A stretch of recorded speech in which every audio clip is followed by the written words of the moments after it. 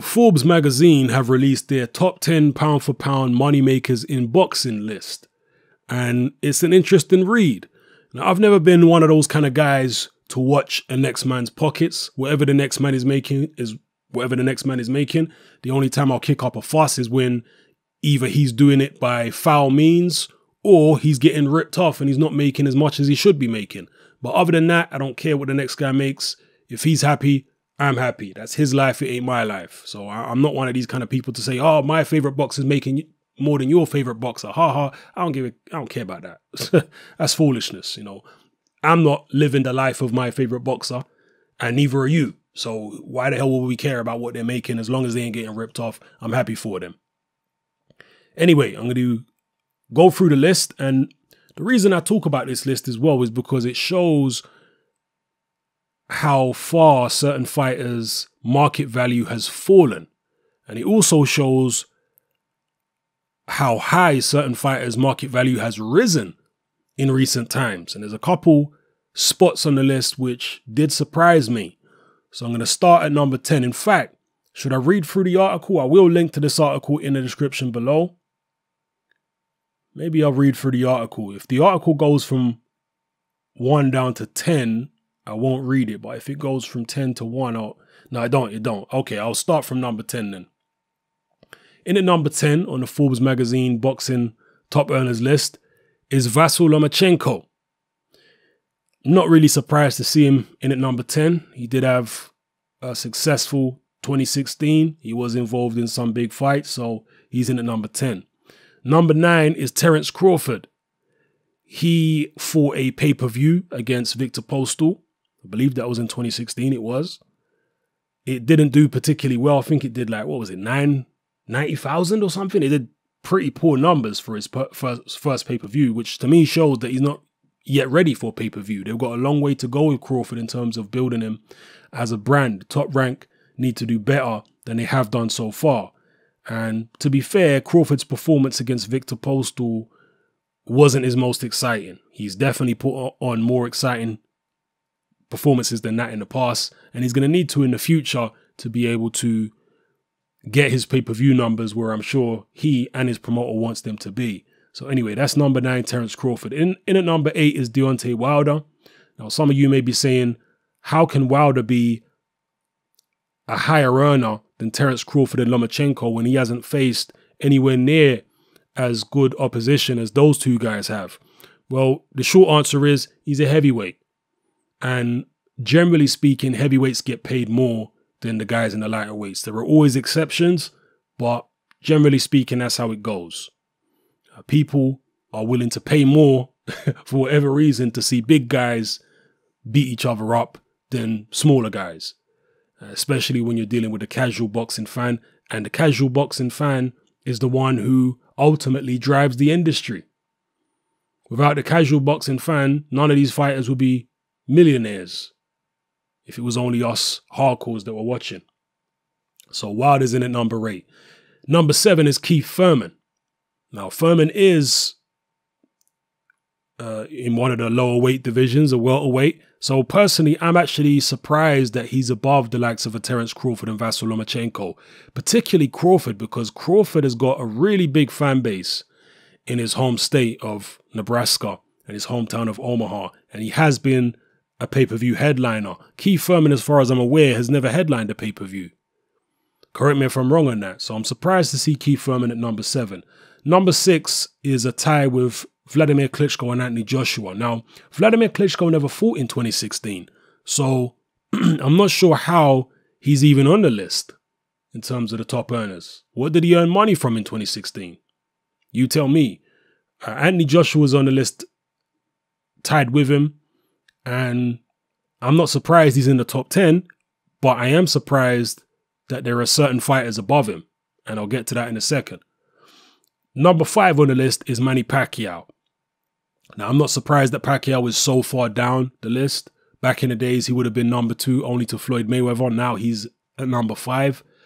And this strengthens my view that him insisting on enforcing that 20 million minimum purse stipulation in his contract is a way of him delaying a showdown with Terence Crawford, because he is way down the list compared to what he used to be.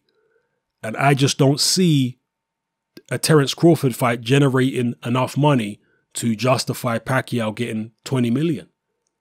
I can't see, and I think that he knows that. If he's fighting a Jeff Horn in Australia, yeah, he can probably pay Jeff Horn like 5% of the purse and pack a stadium full of 50,000 Filipinos and absolutely kill it at the gate and kill it with sponsorships and God knows what else. He might be able to do that, but when you're fighting a Terence Crawford, who is an elite fighter, he's not going to be taking no little 5%. He's going to want to be paid properly.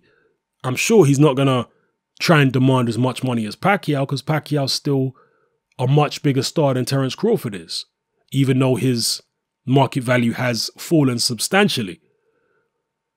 But still, this 20 million stipulation, I don't see the Pacquiao-Crawford fight being a 20 million kind of fight. Not at this stage anyway, and perhaps that's what Pacquiao is doing. Perhaps he's saying to Bob Arum, look, okay, I'll fight Crawford, but you need to build Crawford up more, because I'm not going to get my 20 million. So build him up more and then we'll fight later on in the year. Perhaps that's what it is. I'm certainly not suggesting that Manny Pacquiao is afraid of Terence Crawford. Pacquiao's afraid of no man in and around his weight class anyway. He's a warrior, but I'm sure him and his inner circle know that one more loss would really signal the end of the Pac-Man gravy train. So anyway, Pacquiao's at number 5. Number 4, this does surprise me, is Sergey Kovalev. Now, when did Kovalev fight the rematch with Jean Pascal? Was it early 2016 or was it late 2015? I can't remember now, because Pascal brings a lot of money to the table. So perhaps that contributed if that was in early 2016. I know he obviously fought Isaac Chilemba and he fought Andre Ward. I don't know what he got for the Chilemba fight. He obviously got a decent amount for the Ward fight. And again, if the Pascal fight was in 2016, then that explains why Kovalev is so high on the list. Number 4 on the list is Gennady Golovkin. Golovkin has been fighting regularly. His market value is definitely increasing fight on fight, particularly with this rivalry that he has with Canelo Alvarez. Hopefully they'll sort that rivalry out in the ring one day. And he got paid very well for his fight with Kell Brook. I'm sure that contributed to him being so high on the list for 2016. Number 2 on the list is Andre Ward. That's right. Now, I am a little surprised. In fact, let me see how many times Andre Ward fought in 2016, because I don't want to get this straight. Let me just type it in. How many times did he fight? I think he fought 3 times in 2016. Yeah, he did. Okay, so he fought Sullivan Barrera. That was in Oakland. Then he fought Alexander Brand. Then he fought Kovalev. So he fought 3 times in 2016. And he obviously got paid very handsomely. I think Rock Nation are doing a very good job for him in terms of getting him money, I guess. Maybe that's why he signed with him. Maybe they waved a lot of money in his face in terms of perhaps they were willing to take a smaller cut as promoters. I don't know. But we don't know how accurate these lists are at the end of the day.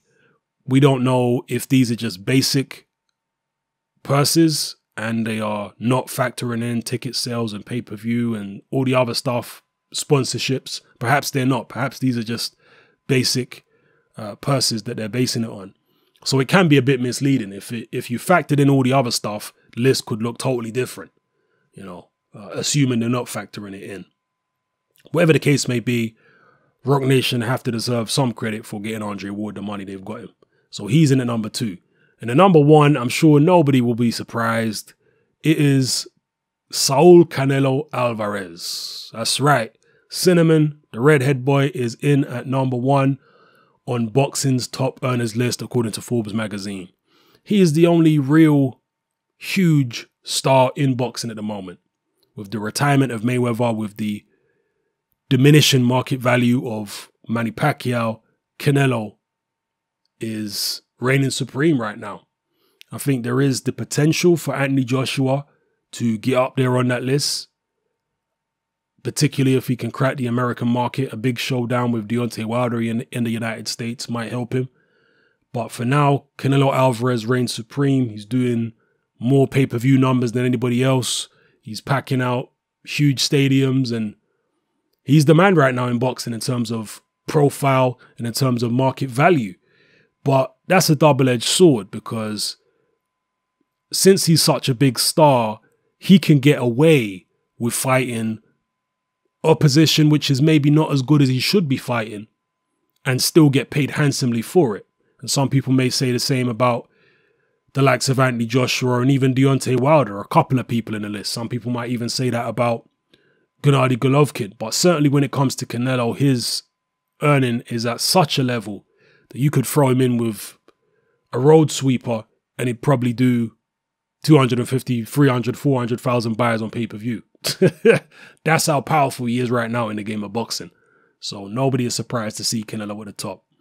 And as I say, my only real concern with fighters and their purses is just making sure they ain't getting ripped off. That's my issue. And obviously, I do want to see fighters make their money and give the fans value for money, for the money that they're earning, obviously, by taking on good level opposition. So some of you may say that certain guys on that list don't deserve to be above other guys because they haven't tested themselves. They haven't given the fans value for money. So they're actually making a load of money by not really taking any serious risks. And that may be a fair critique of certain fighters on that list. Let me know what you think of it anyway, people. Drop your comments in the comment section below. Have a read of the article for yourselves, because it's not just a list. They do have some words there for you to read other than the list. So I'll link to it below in the description. And let me know what you think. All right? It's your boy Hatman. I'm out.